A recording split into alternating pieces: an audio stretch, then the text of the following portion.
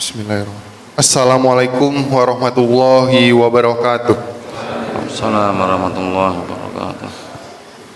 Alhamdulillahirrabbilalamin. Wassalatu wassalamu ala asrofil anbiya wal mursalin nabina wa habina Muhammadin wa ala alihi wa sahbihi ajmain. Amma ba'. Puji syukur marilah kita panjatkan kehadirat Allah Subhanahu wa taala atas segala nikmat yang telah diberikannya kepada kita, terutama nikmat iman, nikmat Islam, dan nikmat sehat walafiat. Salat serta salam marilah kita limpah curahkan kepada junjungan kita Nabi Muhammad SAW, pada keluarga, sahabat, dan para pengikutnya, dan yang mana mudah-mudahan kita termasuk ke dalam pengikut beliau yang istiqomah menjalankan sunnahnya hingga akhir zaman. Amin ya rabbal alamin. Hadirin jemaah yang dirahmati Allah, alhamdulillah pada hari ini kita masih diberikan kesempatan untuk melaksanakan kewajiban kita di pagi hari ini.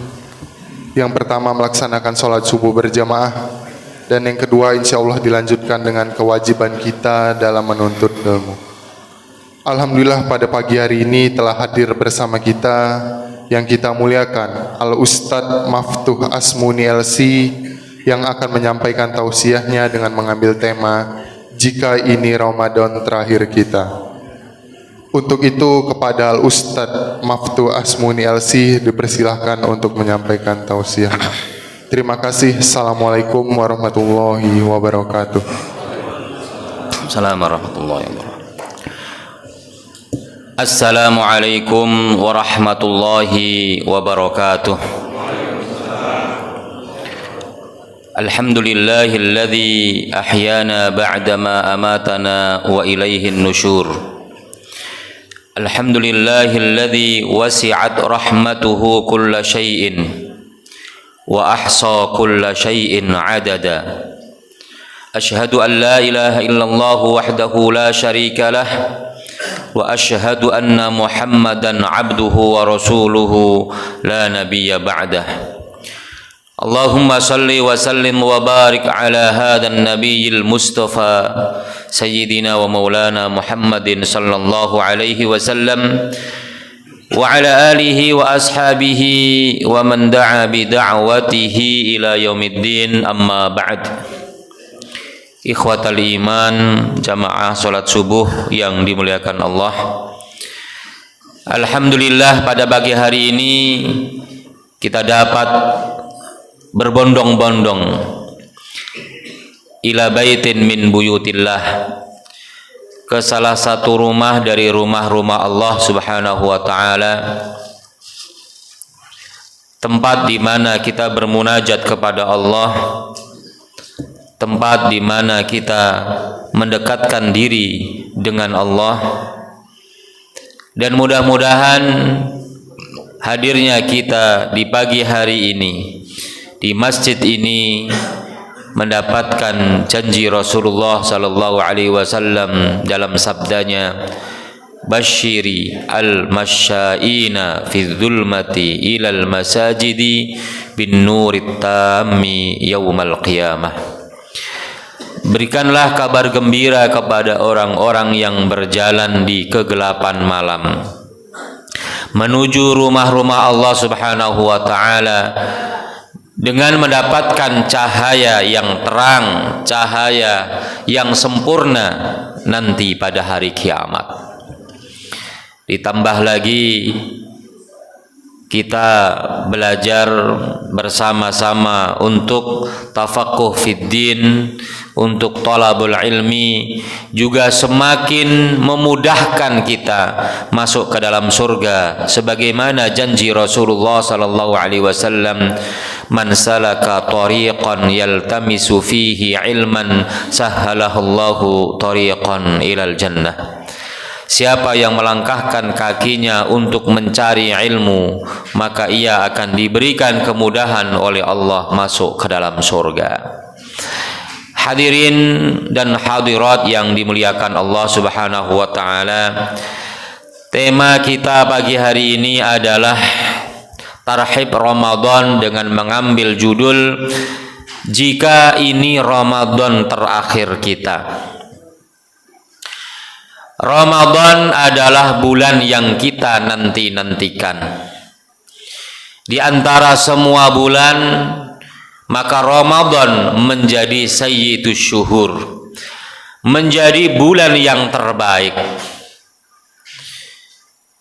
Berbagai macam keutamaan dan fadilah ada di dalam bulan Ramadan yang tidak ada di bulan-bulan yang lainnya. Karena itulah obsesi kita, mimpi kita untuk bertemu dengan bulan Ramadan selalu kita kumandangkan. Maka sejak bulan yang lalu kita terus melantunkan sebuah doa, Allahumma barik lana fi Rajab wa Sya'ban wa ballighna Ramadan. Ya Allah, berikanlah keberkahan kepada kami di bulan Rajab dan bulan Sya'ban, dan pertemukanlah kami dengan bulan Ramadan. Hadis ini meskipun sanadnya dhaif, tetapi para salafun salih selalu memimpi-mimpikan untuk bertemu dengan bulan Ramadan, bukan 2 bulan sebelumnya, bahkan 6 bulan sebelumnya. Mereka selalu meminta kepada Allah agar bertemu dengan Ramadan. Allahumma sallimna ila Ramadan wasallimhu ilayya. Ya Allah, selamatkanlah kami hingga bertemu dengan bulan Ramadan, dan selamatkanlah Ramadan untuk bisa kami hadapi dengan baik. Hadirin dan hadirat yang dimuliakan oleh Allah Subhanahu wa taala. Mengapa tema ini diangkat? Apa urgensinya? Tema ini diangkat karena kita dihadapkan pada kondisi bahwa setiap manusia, setiap yang bernyawa tidak pernah tahu kapan ia akan mati. Dan realitanya demikian. Orang-orang yang dulu membersamai kita dalam tarawih kita, orang yang dulu pernah membersamai kita dalam tadarus kita, mungkin hari ini sudah tiada. Mungkin yang hari ini pun masih ada, yang kemarin membersamai kita, nanti saat bulan Ramadan sudah tidak lagi bersama dengan kita. Maka kita menganggap bahwa setiap momentum yang kita dapatkan, apalagi bulan Ramadan, maka hendaknya kita menganggap bahwa kesempatan itu adalah kesempatan yang terakhir. Jika kesempatan itu kita anggap sebagai kesempatan yang terakhir, maka pastinya kita tidak akan menyia-nyiakan. Kadang seburuk apapun manusia, sesombong apapun manusia, sejahat apapun manusia, ketika dia tahu bahwa ia berada dalam kondisi sakaratul maut, dekat dengan kematiannya, sakit berkepanjangan, tak ada obatnya, tak ada sembuhnya, maka ia kemudian tersadar. Ia taubat, kembali kepada Allah, ingin melakukan amal terbaik. Manusia paling sombong Fir'aun. Ketika ia akan meninggal dunia pun, ia kemudian menyadari kesalahannya dan berusaha untuk beriman kepada Allah. Qalu amanna bi rabbil alamin, Rabbi Musa wa Harun. Tetapi karena sudah nyawa sudah berada di tenggorokan, maka pertaubatannya tidak diterima oleh Allah Subhanahu wa taala. Oleh karenanya, mengingat kematian, menjadikan kesempatan yang kita dapatkan sebagai kesempatan yang terakhir adalah perintah dari Rasulullah sallallahu alaihi wasallam, yaitu agar kita selalu mengingat kematian. Aktsiru, kata Rasulullah, dzikra hatimil ladzat. Perbanyaklah untuk mengingat penghancur kelezatan, wahia al-maut. Kita juga bisa mengkiaskan dengan sholat, di mana ada redaksi, ada teks secara khusus dari Rasulullah sallallahu alaihi wasallam agar ketika kita mengerjakan sholat maka kita lakukan dengan cara seakan-akan sholat yang kita lakukan adalah sholat yang terakhir. Kata Nabi, sholli sholata muwaddi'in. Sholatlah kamu seperti sholatnya orang yang akan berpisah dengan dunia. Maka siapapun kita yang menganggap bahwa sholatnya adalah sholat yang terakhir, Ramadannya adalah Ramadan yang terakhir, maka pastinya ia akan melakukannya dengan sebaik-baiknya. Bapak Ibu sekalian yang dirahmati oleh Allah Subhanahu wa taala, maka jangan pernah menunda-nunda kesempatan yang Allah berikan kepada kita. Jangan menganggap atau jangan hanya berharap Ramadan ini kita pray dulu, tar Ramadan berikutnya dah gitu. Sholat yang sekarang ini kita kerjakan, udah kita kerjakan asal-asalan, toh nanti ada sholat berikutnya. Jangan pernah menunda kesempatan yang terbaik ini. Jangan pernah mengakhirkan amal yang Allah berikan kepada kita hingga esok hari. Karena itu Sayyidina Ibnu Umar mengatakan, idza asbahta fala tangtadiril masa. Kalau kamu sudah berada di pagi hari, diberikan kesempatan untuk beribadah, jangan tunggu-tunggu sore. Karena bisa jadi sebelum sore kita sudah tiada. Wa idza amsayta fala tangtadhiris sobah. Kalau kita sudah berada di sore hari, jangan tunggu pagi hari. Kerjakan amal kita saat itu juga, jangan ditunda-tunda. Ketika kita sudah melewatkan satu kesempatan, tidak memaksimalkan dan mengoptimalkan anugerah yang Allah berikan kepada kita berupa waktu untuk beribadah, maka kita akan merugi dengan kerugian yang besar.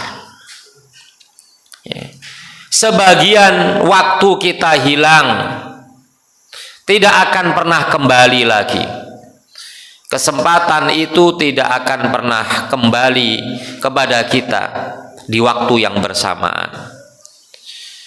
Maka Ramadan yang lalu ketika kita sudah diberikan kesempatan untuk beribadah, lalu kita melalaikannya, maka tidak sama dengan Ramadan tahun ini.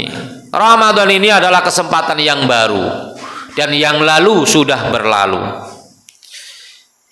Oleh karenanya Al-Imam Al-Hasan Al-Basri pernah mengatakan, ya bna Adam innama anta ayyamun. Wahai anak Adam, kamu itu bagaikan hari-hari.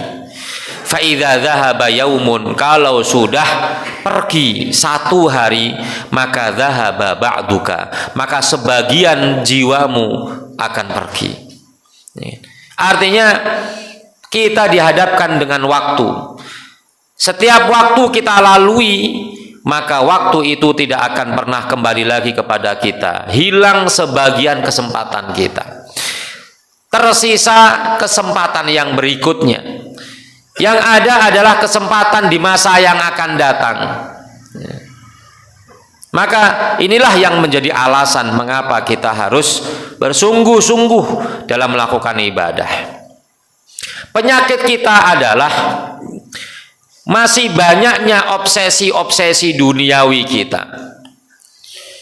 masih banyaknya obsesi duniawi kita, dan masih besarnya cinta kita kepada dunia. Dan itu bisa kita tes, ya kan? Seringkali panggilan Allah setiap hari kita dengar, ya, kita abaikan dan kita lebih mengutamakan panggilan dunia, ya.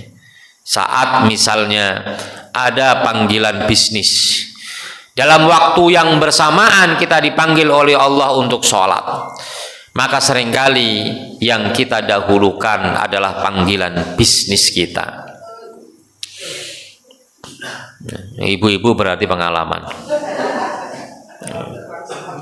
No order. Apalagi online, Bu, ya, lewat disamber orang. Ya. Gitu. Karena itu setiap Jumat nih, bapak-bapak justru yang sering diingatkan nih. Ya. Sering Jumat itu, sering kali di hari Jumat itu kita dipanggil oleh Allah dan ada perintah khusus di situ. Ya kan? Idza nudiya lis-salati min yaumil jumu'ati fas'au ila dzikrillahi wa dzarul bai'. Kalau sudah dikumandangkan azan Jumat, maka bersegera ke masjid, tinggalkan bisnismu.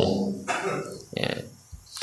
Tentu ini bukan hanya pelajaran saat Jumat saja. Kalau Jumat ya memiliki hukum khusus, ya.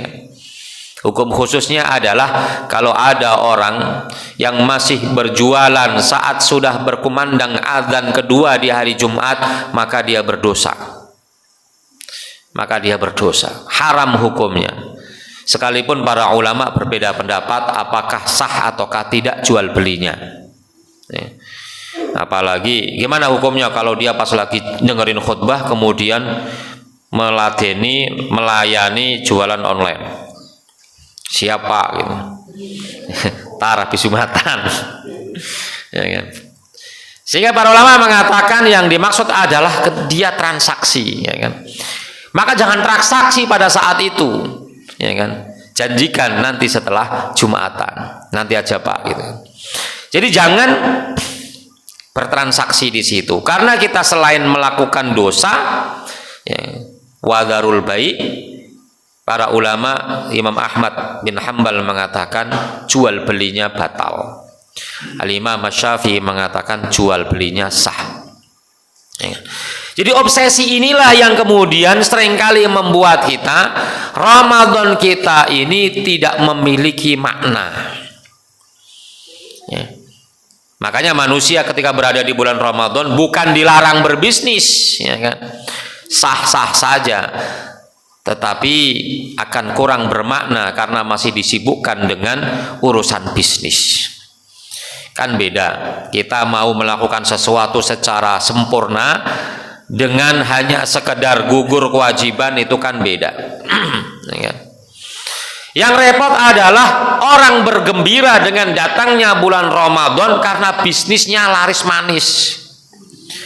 Para penjual kolak, kalau di luar Ramadan kagak laku, di Ramadan laris, gorengan, baju, kurma, dan lain-lain sebagainya. Tentu tidak dilarang orang berbisnis, jangankan Ramadan, haji aja sambil berbisnis, sambil berdagang, mencari karunia Allah, tidak mengapa. Nah, oleh karenanya para ulama mengatakan asy-syaikhu yakburu wa yad'ufu jismuhu. Orang yang sudah tua, ya, itu menua usianya, melemah fisiknya, tetapi wa qalbuhu syabun, tapi hatinya seperti hati anak muda. Apa itu hatinya anak muda? Ala hubbi ithnataini, mencintai dua hal. Usia tua, fisik lemah, tapi hatinya hati anak muda. Satu, tulul hayah, pengen panjang umur. Kalau ini betul nggak Bu? Panjang umur. Betul, betul. panjang umur. Ya. Kalau panjang umurnya pengen semakin beribadah kepada Allah, ya nggak ada masalah. Tapi kalau pengen panjang umur, pengen kawin lagi, nah ini ya jadi masalah. Nah, ya. Memang ada lah. Yang kedua adalah wahubbil mal. Semakin tua, ya, semakin cinta pada harta. Ini tanda-tanda su'ul khotimah. Ya. Kecuali kalau dia ingin meraih harta itu dalam rangka untuk beribadah kepada Allah, tidak ada masalah. Tetap bekerja sekalipun sudah pensiun, bercita-cita bisa berwakaf, bisa umroh. Kalau haji berat, karena nunggu 20 tahun. Nah kalau umur 60 tahun habis pensiun baru ngumpulin duit untuk haji, kapan dapatnya?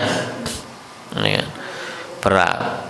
Seandainya bisa pun sudah usia 80 tahun, umur 80 tahun baru melaksanakan ibadah haji, ya tidak maksimal.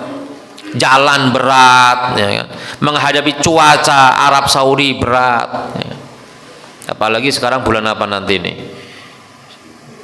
April, Mei, Juni. Wah, Juni itu permulaan musim panas tuh, ya kan? Ya. Tapi orang yang beribadah dengan penuh kesulitan, berat, semakin banyak pahalanya. Karena al-ajru biqadril masyaqqah. Pahala itu juga dinilai sesuai dengan kesulitannya. Ya. Semakin berat, semakin banyak pahalanya. Maka hajinya orang yang di musim dingin dengan musim panas itu ya banyak pahalanya musim panas karena berat, ya. Jadi itu. Nah ini yang harus nantiasa kita obati, bahwa hati kita, ya kan, jangan sampai lebih dikuasai dengan kecintaan terhadap harta, terhadap dunia, tapi hendaknya hati kita dikuasai dengan kecintaan terhadap akhirat. Ya. Bapak Ibu sekalian yang dirahmati oleh Allah Subhanahu wa taala, karena amalan yang paling diandalkan itu adalah amalan yang terakhir. Ya. Nabi mengatakan innamal a'malu bil khawatim. Amal-amal yang penting itu adalah amalan-amalan yang berada di penghujung. Yang menentukan di situ tanda orang husnul khotimah atau su'ul khotimah, lihat di akhir hayatnya. Orang bisa jadi di masa mudanya dia rajin ibadah, tetapi di masa tuanya dia ingkar kepada Allah, dia selalu berbuat maksiat, maka dia masuk ke dalam neraka. Dan sebaliknya, ada orang yang sehari-harinya melakukan amalan-amalan ahli surga, ahli neraka, banyak maksiatnya, banyak kejahatannya, di akhir hayatnya dia bertaubat kepada Allah dan taubatnya menghapuskan semua dosa-dosanya, dakhalal jannah, ia akan masuk ke dalam surga. Ya kan? Wa innahu lamin ahlin nar wa ya'malu bi amali ahlin nar fima yabdu lin nasi wa huwa min ahlil jannah. Ya kan? Ada orang yang dikira oleh manusia melakukan amalan-amalan surga, padahal dia di akhir hayatnya ternyata melakukan amalan neraka dan kemudian dia masuk ke dalam neraka, dan sebaliknya. Ya. Dulu ada seorang laki-laki di zaman Nabi berperang luar biasa, mati di dalam perang. Lalu Nabi mengatakan huwa min ahlin nar, dia berada menjadi penghuni neraka. Perang bersama dengan Nabi, ya, tapi dia masuk neraka. Maka para sahabat kemudian heran dan menanyakan itu kepada Rasulullah. Maka Rasulullah mengatakan bahwa dia masuk ke dalam neraka karena di akhir hayatnya ketika ia sedang dalam keadaan terluka parah, Dia tidak tahan dengan sakitnya, kemudian dia bunuh diri. Dengan amalan terakhir itulah yang kemudian menjadi penyebab ia masuk ke dalam neraka. Padahal dia berjihad. Surga sudah berada di depan mata. Tapi karena melakukan kesalahan di akhir hayatnya, ia masuk ke dalam neraka. Demikian pula sebaliknya, ada orang yang membunuh puluhan orang, sampai 99 orang dia bunuh. Kemudian ditutup dengan membunuh orang yang terakhir yang dimintain fatwa, karena fatwanya salah, katanya tidak ada ampunan baginya, dibunuh, digenapkan menjadi 100. Kemudian dia bertaubat kepada Allah, diperintahkan untuk pergi ke hijrah ke tempat yang lebih baik. Di tengah perjalanan dia meninggal dunia, dan jaraknya dengan tempat tujuan lebih dekat daripada jarak ia meninggalkan tempatnya, maka ia masuk ke dalam surga. Nah, ini menjadi sangat penting. Ternyata amalan yang terakhir inilah yang menjadi incaran kita. Karena itu menjadikan Ramadan sebagai Ramadan yang terakhir adalah sesuai dengan keinginan kita agar kita meninggal dunia dalam keadaan husnul khatimah. Ya. Kalau orang sudah terbiasa melakukan kebaikan-kebaikan, maka insya Allah ia akan mengakhiri hidupnya dengan kebaikan. Ya.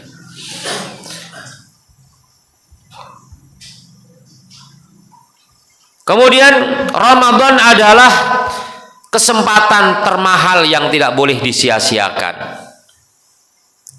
Ya.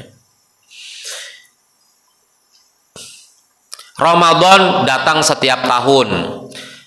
Ada ibadah-ibadah yang kita lakukan secara rutin yang bersifat harian, yaitu sholat. Ada yang bersifat pekanan, yaitu Jumat. Ada yang bersifat tahunan, yaitu ibadah bulan Ramadan dengan berbagai macam variasinya. Ada ibadah yang kita kerjakan sekali dalam umur kita, yaitu haji. Maka atas dasar itu pula amal kita dilaporkan kepada Allah. Ada amalan harian, yaitu sholat, maka laporannya ya harian. Kata Nabi, yata'aqabuna fikum malaikatul laili wa malaikatun nahar. Ada pergantian tugas, malaikat malam dan malaikat siang. Mereka bertemu di waktu asar dan bertemu di waktu subuh. Jadi malaikat nggak nyelonong aja naik, malaikat yang satunya belum datang, nggak ketemu dulu. Serah terima dulu. Yata'aqabuna fikum, ya. Yastami'una fi waqtil asri was subuh, ya. Bertemu di waktu asar dan subuh. Lalu dilaporkan kepada Allah Subhanahu wa taala amalan hariannya, dan ditanya, "Kaifa taraktum ibadi?" Bagaimana kondisi hambaku ketika kamu tinggalkan? Maka malaikat itu kemudian menjawab, kami meninggalkan mereka dalam keadaan sholat.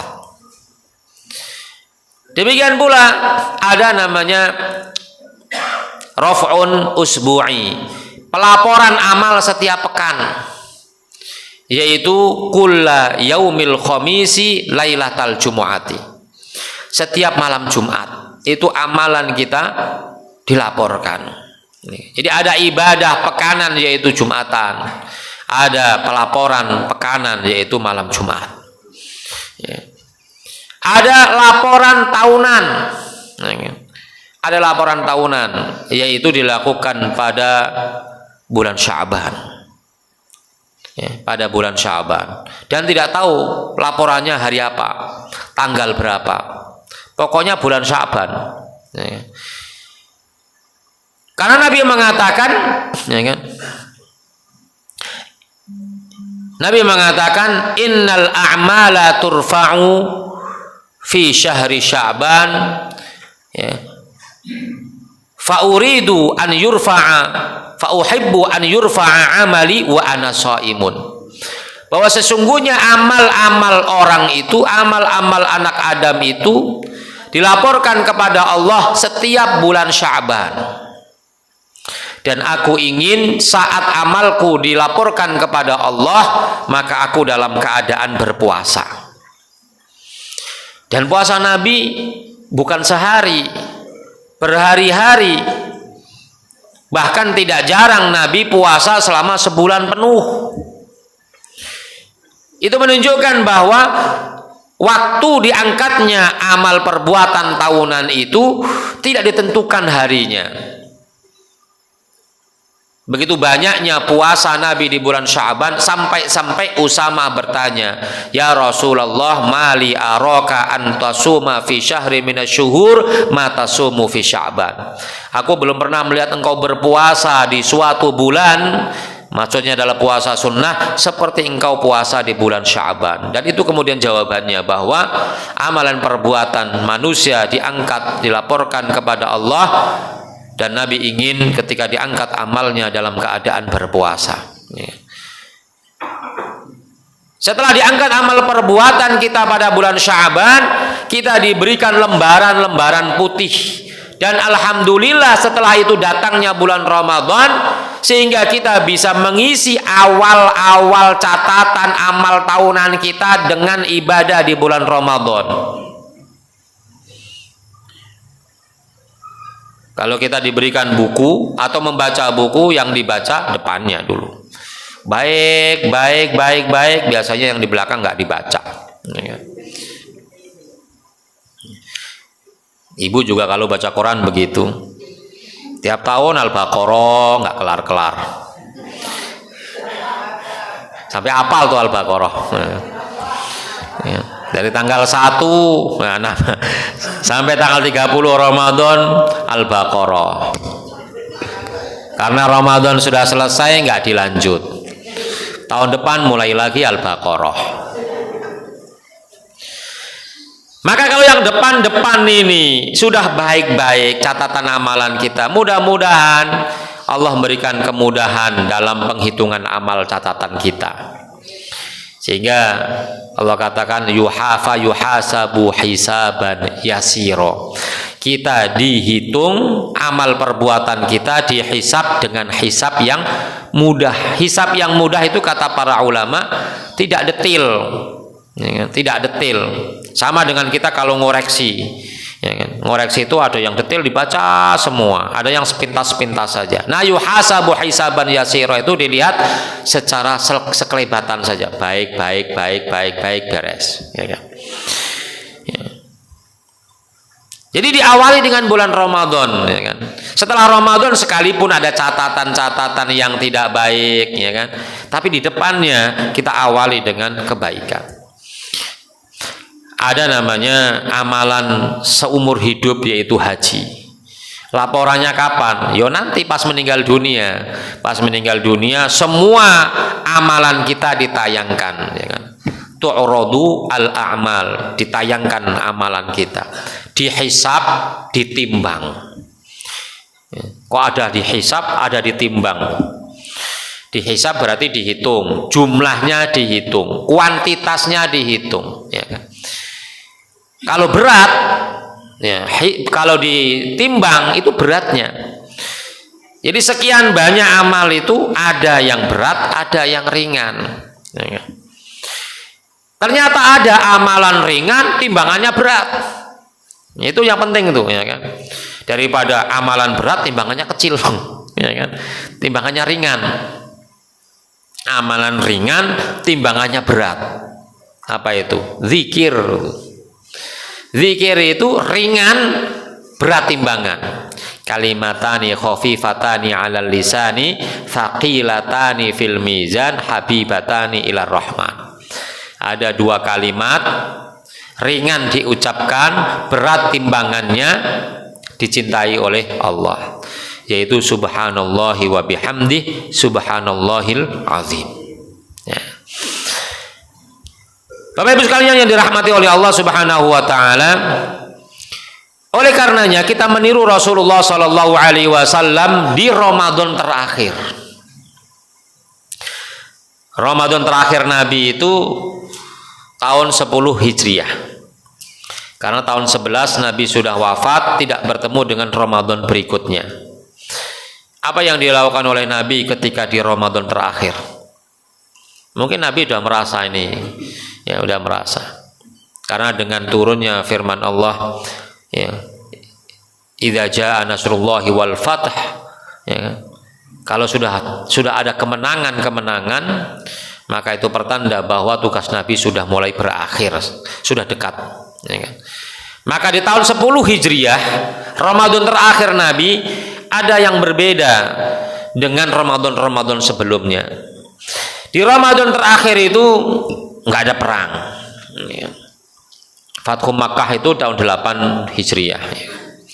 Jadi Ramadan terakhir itu Nabi pertama yang beliau lakukan yang nampak berbeda adalah beliau khatam Quran 2 kali.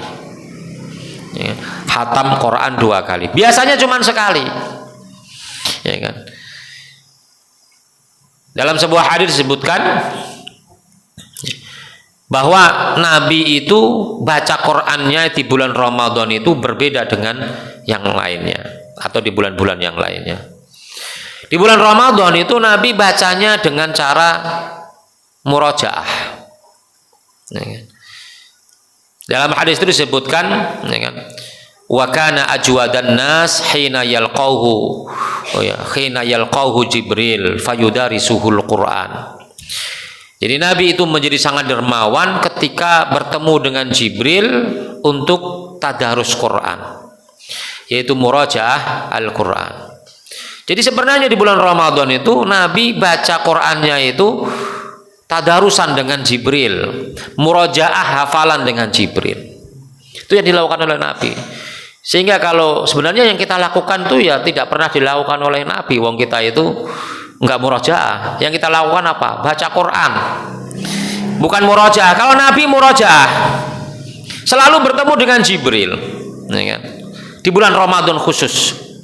Sekali hatam, biasanya dalam bulan-bulan yang lainnya itu sekali hatam, ya, supaya nggak lupa, ya. Nabi juga manusia, ya, supaya nggak lupa, ya. Makanya kalau ingin persis seperti Nabi, yo baca Qurannya murojaah. Cuman masalahnya kan hafalan kita nggak ada. Hafalan kita tadi kata ibu-ibu An-Naba juz 30. Tapi ya nggak apa-apa, ya kan? Mending ada An-Naba panjangan dikit, ya kan? Yang repot adalah yang dihafal Muawwidzatain, Qul huwallahu ahad.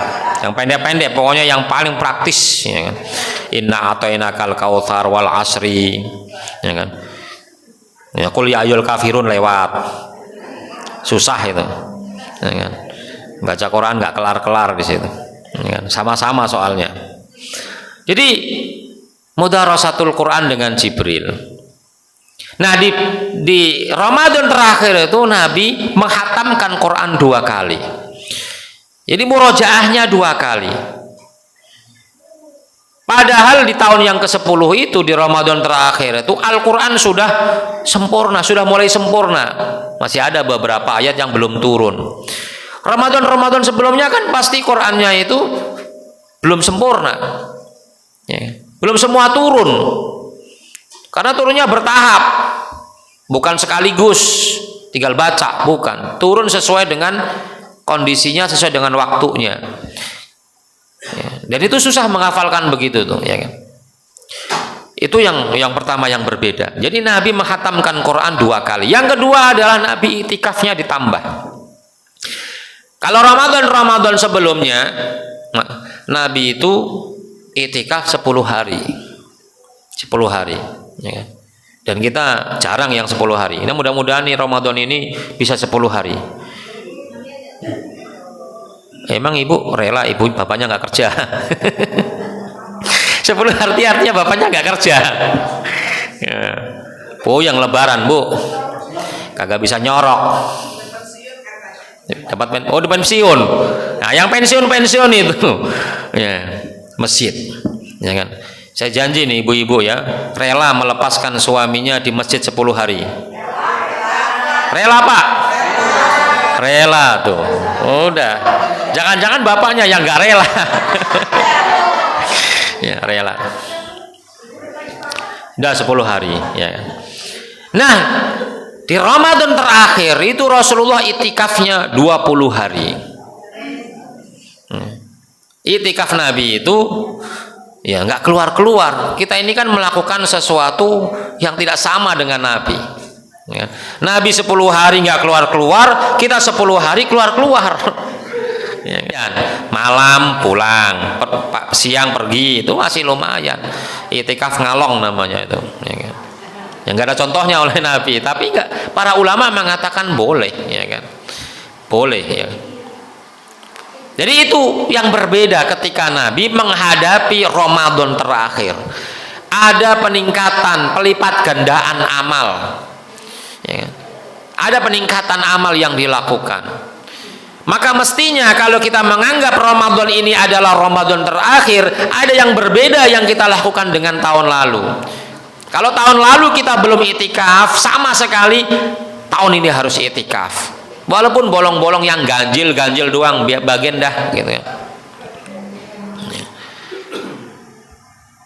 Tahun depan baru kemudian bisa memperbaiki. Demikian seterusnya ya kan. Oleh karenanya Bapak Ibu sekalian yang dirahmati oleh Allah Subhanahu wa taala, sebenarnya di bulan Ramadan itu target kita itu ada 3. Yang pertama adalah diampuni dosa. Karena diampuni dosa itu tujuannya agar kita selamat dari neraka. Ya kan? Orang boleh jadi amalnya banyak, tapi kalau masih punya dosa, masuk neraka dulu. Ya kan? Berbeda dengan orang yang tidak punya dosa, walaupun amalnya dikit, nggak punya dosa, amalnya dikit, maka nggak usah masuk neraka, langsung masuk surga. Ada seorang sahabat nggak pernah sujud, nggak pernah sholat sama sekali, selama hidupnya, ya kan?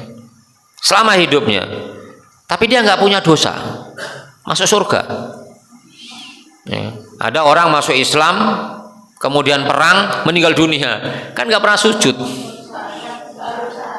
Iya, syahadat aja tuh amalnya sama perang tuh, dikit kan amalnya kan, perangnya sekali-kalinya. Syahadatnya itulah yang kemudian menghapuskan semua dosanya.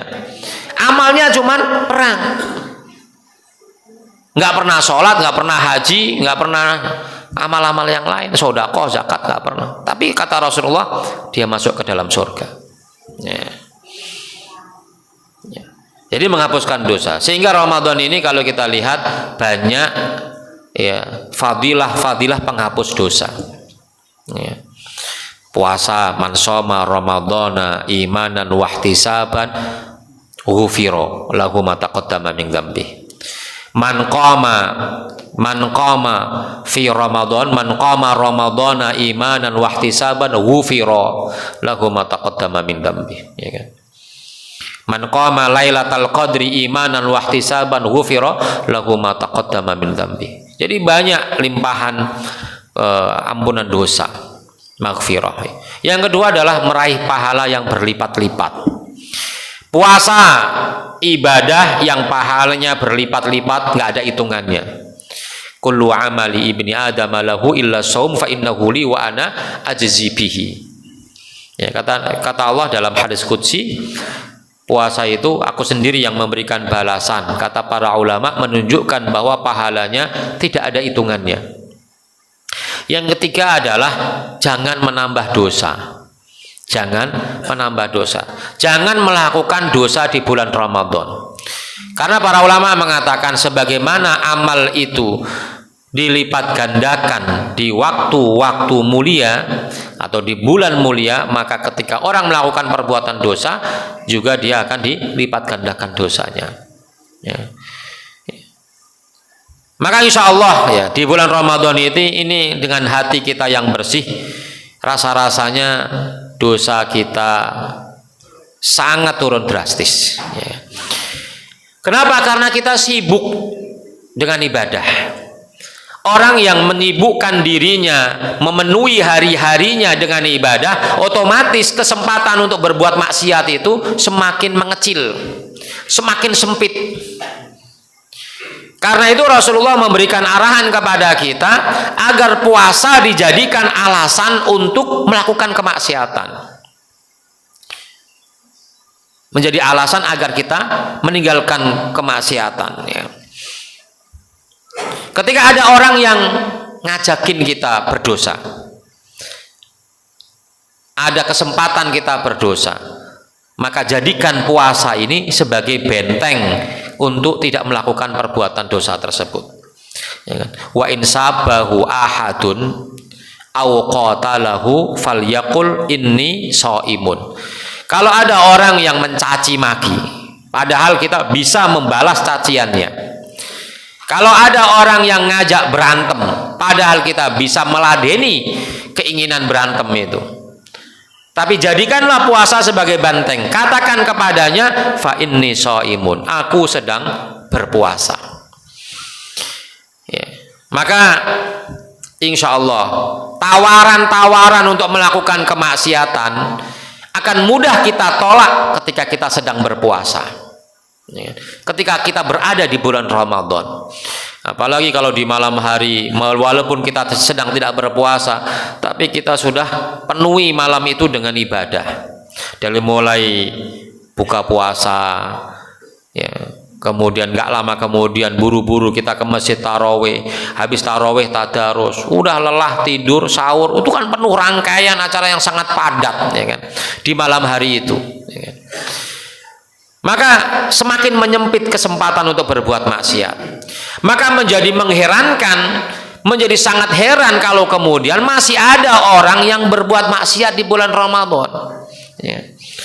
Maka pastinya orang semacam ini adalah orang yang tidak mau mendekat dengan kebaikan. Pas lagi terawih dia malah nongkrong. Ya. Pas lagi orang tadarusan dia jalan-jalan. Sehingga kesempatan untuk berbuat maksiat tinggi. Nah ini yang perlu kita kita jadikan prioritas ya. Kemudian Bapak Ibu sekalian yang dirahmati oleh Allah Subhanahu wa taala, di bulan Ramadan hendaknya kita prioritaskan ibadah-ibadah yang paling penting, menjadi prioritas utama. Yang pertama adalah puasa.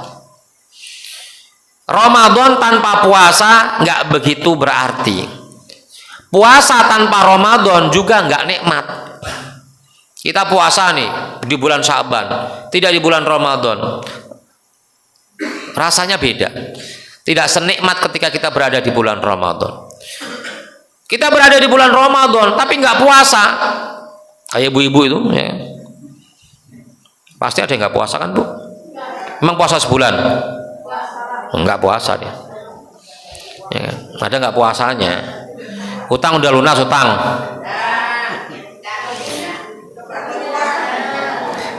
Ramadan tapi nggak puasa, hambar, ya kan? Nggak ada kenikmatan, ya kan? Nggak ada arti, ya kan? Karena puasa dan Ramadan itu satu paket. Ya.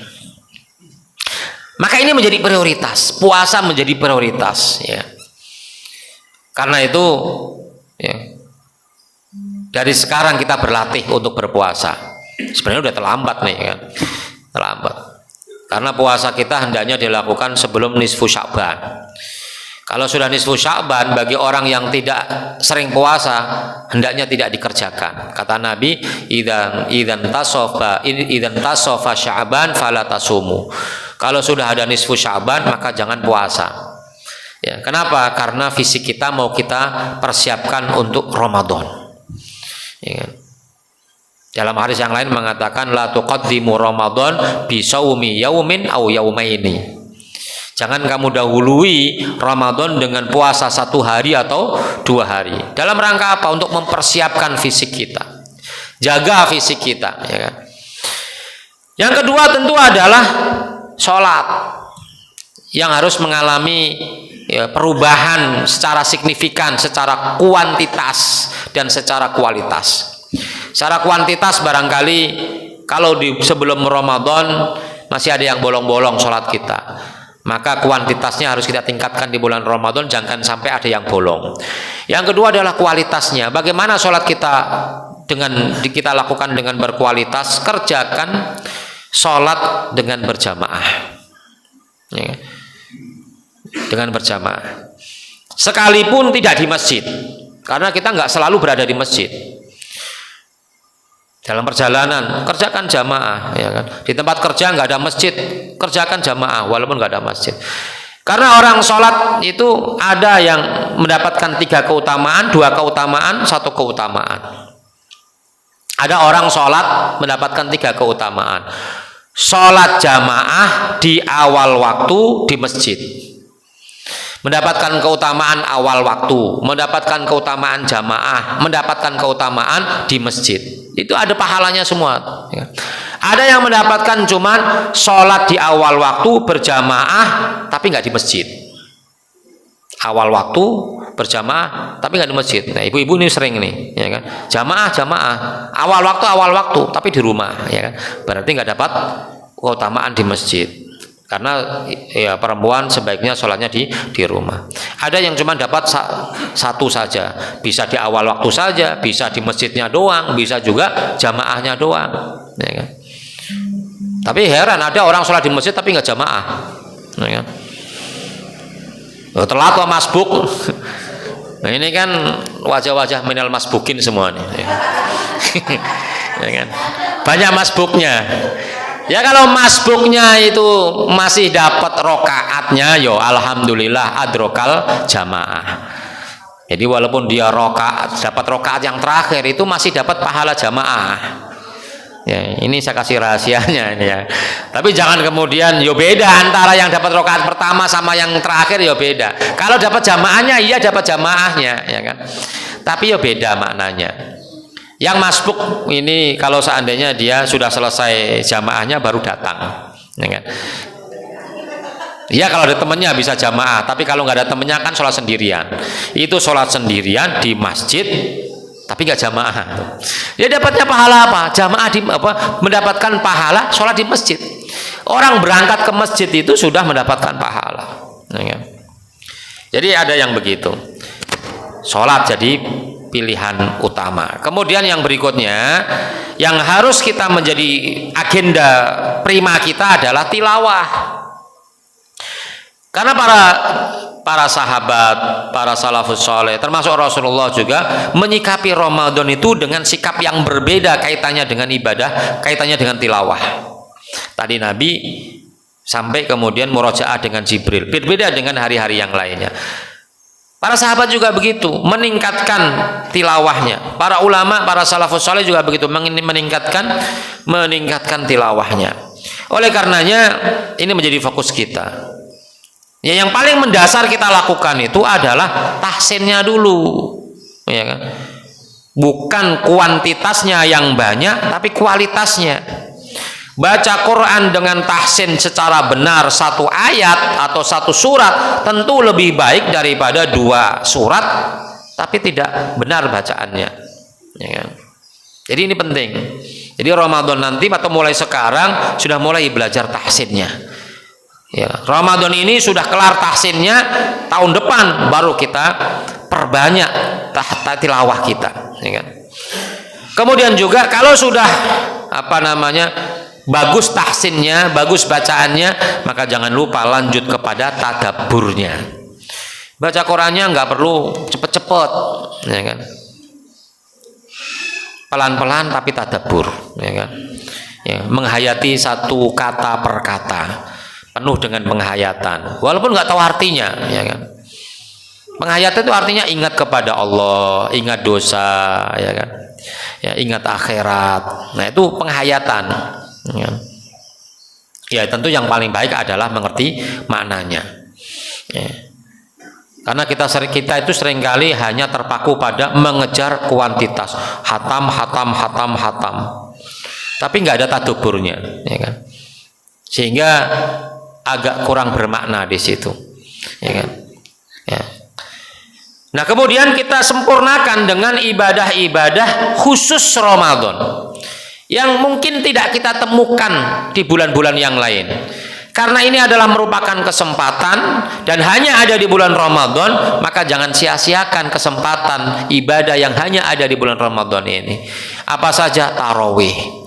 Tarawih walaupun bagian dari qiyamul lail, tetapi hanya ada di bulan Ramadan ini tarawih. Ya kan? Dikerjakannya berjamaah.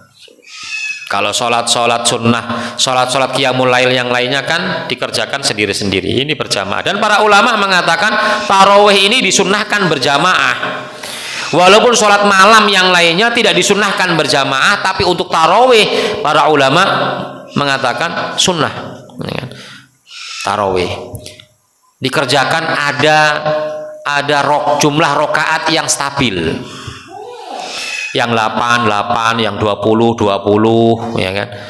Yang 36. Sekarang bukan saatnya lagi mempermasalahkan berapa jumlah rokaat. Yang harusnya kita permasalahkan adalah yang nggak sholat tuh. Ya kan? Jumlah rokaat dipermasalahkan. Orang 8 rokaat disalahin, 20 rokaat disalahin. Ya kan? Maka para ulama mengatakan ya, tidak ada batasan rokaat tertentu dalam sholat malam, termasuk sholat tarawih. Jadi sholat tarawih, ya kan, ada rokaatnya stabil. Tapi kalau sholat qiyam yang lainnya kan nggak stabil. Kadang-kala 2 rokaat, 8 rokaat, kadang-kala cuma 1 rokaat, witir doang. Ya kan? Udah menjelang subuh, itu juga masih alhamdulillah bisa sholat malam. Ya. Tarawih, ya. Dan tidak harus di masjid. Kalau masjid ini awal 10 hari yang pertama pasti penuh, ya. Berikutnya kosong. Ya. Tapi kita berhusnudzon mereka tetap tarawih tapi di rumah atau di tempat kerjanya. Yang kedua adalah yang tidak boleh kita lupakan, dan ini hanya ada di bulan Ramadan walaupun bisa dikerjakan di bulan yang lain tapi nggak familiar. Taftir shaim, memberikan buka kepada orang yang berpuasa. Kita memberikan buka kepada orang berpuasa kadang-kala seminggu sekali baru kita kerjakan. Harusnya setiap hari. Karena janjinya adalah setiap hari, setiap orang yang berpuasa. Ya, man fattara sha'iman kana lahu mithlu ajrihi ghairu annahu la yanqusu min ajrihi syai'un. Jadi satu orang yang berpuasa kita berikan iftar, kita berikan buka, maka kita mendapatkan pahala yang sama dengan orang yang berpuasa tersebut. Jadi ibu-ibu kalau goreng bakwan, sisakan untuk tetangga, bagi, ya kan? 2 bungkus, 2 potong, nyebar kemana-mana, ya kan? Siap, Bu? Beli kolak jangan cuma 1, 10, bagi tetangga-tetangganya. Taftir shaim hanya ada di bulan Ramadan, bisa kita lakukan di bulan-bulan yang lain, cuma nyari orang yang puasa susah. Masa kita mau tanya-tanyain puasa nggak Pak, kan susah, ya kan? Kalau sekarang, kalau Ramadan kan enak, hampir semuanya orang yang berpuasa. Nyari orang yang berpuasa gampang banget, taruh di masjid aja udah beres, ya kan? Kemudian i'tikaf untuk meraih Lailatul Qadar, itu kan juga hanya ada di bulan Ramadan, walaupun di bulan yang lain bisa kita lakukan. Tapi rasa-rasanya nggak pernah kita melihat ada orang i'tikaf di luar Ramadan. Di luar Ramadan baru semarak itu i'tikafnya. Kenapa? Karena ada Lailatul Qadar. Kemudian ya kalau bisa umroh di bulan Ramadan. Ya, umroh. Kalau belum daftar buat tahun depan, ya kan? Kemudian keistimewaan yang berikutnya adalah doa di bulan Ramadan itu beda dengan doa-doa yang lainnya. Ya. Doa di bulan Ramadan ini ya, sepanjang hari. Kalau di luar Ramadan itu kan hanya waktu-waktu tertentu, tapi kalau Ramadan itu setiap saat. Terutama ketika sedang berpuasa, terutama lagi ketika menjelang buka, itu doa yang mustajab. Jadi impian-impian kita, keinginan-keinginan kita bisa panjatkan kepada Allah di bulan Ramadan. Baru kemudian kita tambah amalan-amalan yang penunjang, amalan-amalan penunjang yang sebenarnya ada dan sering kita lakukan di bulan-bulan yang lainnya, tetapi kita tingkatkan di bulan Ramadan, seperti sunnah rawatib, sholat sunnah rawatib, sholat duha, ya, sholat tahiyatul masjid. Kemudian juga melakukan sunnah-sunnah puasa, misalnya mempercepat buka, memperlambat sahur, itu kan sunnah-sunnah puasa. Kemudian menjaga lisan dan lain sebagainya. Kemudian juga bisa mengikuti kajian, ya. Mengikuti kajian, karena di bulan Ramadan ini identik dengan banyaknya kajian. Ini kan juga kesempatan. Kemudian juga memperbanyak istighfar dan taubat kepada Allah Subhanahu wa taala. Jangan sibukkan kita dengan urusan duniawi. Kurangi pekerjaan. Ya. Jadi hendaknya di bulan Ramadan itu dikurangi pekerjaan. Jangan tanggal 1 doang. Tanggal 1 itu biasanya orang bisa tepat waktu pulang. Kenapa di hari-hari yang lain nggak bisa? Ya. Malam pertama tarawih itu semua orang walaupun bekerja, kebetulan nanti libur nih, ya kan? Alhamdulillah tuh hari pertama, hati-hati nih jamaah pengurus masjid nih, pasti luber karena hari sebelumnya libur, ya kan? Semua orang tarawih. Ya. Hari nggak libur aja penuh, karena saya heran tuh kenapa begitu cita-citanya. Ya kan? Bisa tarawih hari yang pertama, emang beda dengan hari yang kedua yang berikutnya, kan sama saja, ya kan? Ya. Jadi kurangi. Kalau saya jadi presiden bulan Ramadan, jam kerjanya kurangi, jam 2 pulang. Ya. 10 hari yang terakhir di bulan Ramadan libur, itikaf semua. Amin. Ya, cuman saya nggak jadi presiden. Ya, kalau jadi presiden perusahaan misalnya kan bisa pekerjanya diperlakukan semacam itu. Makanya alhamdulillah ini sekolah-sekolah itu udah mulai seperti itu. Sekolah-sekolah itu jam belajarnya dikurangi, asalnya 40 menit jadi 25 menit. 10 hari terakhir udah libur. Ya, sayangnya adalah sudah diberikan kesempatan untuk beribadah, anak-anak ini malah kagak beribadah. Malah asik main, ya kan?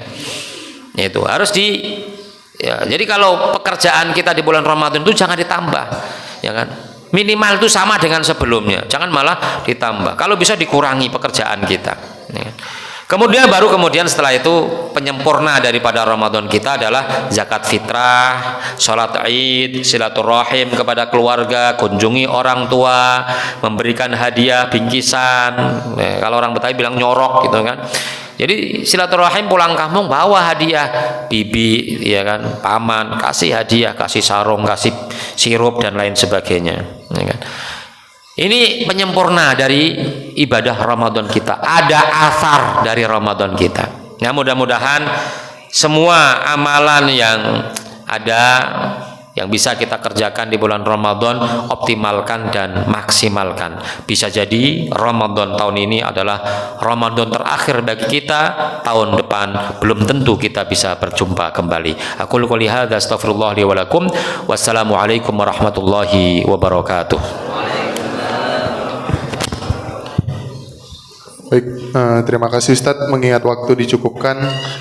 Terima kasih Ustadz atas materi yang telah diberikan. Semoga apa yang disampaikan tadi bermanfaat dan dapat kita terapkan dalam kehidupan kita. Amin ya rabbal alamin. Mungkin selanjutnya Ustadz bisa ditutup dengan doa Ustadz. A'udzu billahi minasyaitonir rajim. Bismillahirrahmanirrahim. Alhamdulillahirabbil alamin. Hamdan na'iman, hamdan yuwafi ni'amahu wa yukafi'u mazidah. Ya rabbana lakal hamdu kama yanbaghi li jalali wajhika wa 'azimi sultanik. Allahumma inna nas'aluka ridhaka wal jannah wa na'udzu bika min sakhatika wan nar. Allahumma barik lana fi sya'bana wa ballighna ramadan.